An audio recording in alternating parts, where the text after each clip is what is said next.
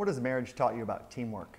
It's interesting. Everyone has different relationships with their spouses, and the relationship I have with Carrie is really it's definitely a kind of a team. You know, it's a peer, it's a partner relationship, and so operating in unison or operating in a way where we kind of we can both still have our careers and still even have some separate time, some time with friends and things like that. Still have the kids and of course living our lives together. And so operating as a kind of cohesive unit is important. It's actually, I don't know how we would survive otherwise. To be perfectly honest, I think this whole thing would fall apart if we weren't able to do that.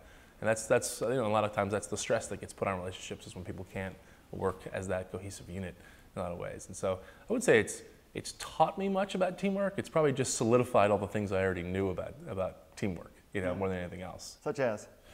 So of course, trusting. Trust is a big one.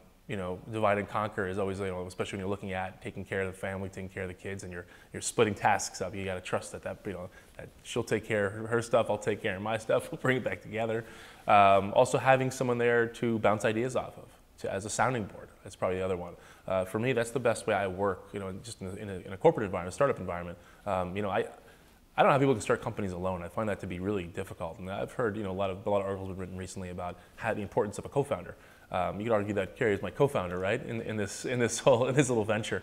And having that person, that sounding board, to bounce ideas off of and kind of iterate and collaborate on just different aspects of your life is really important.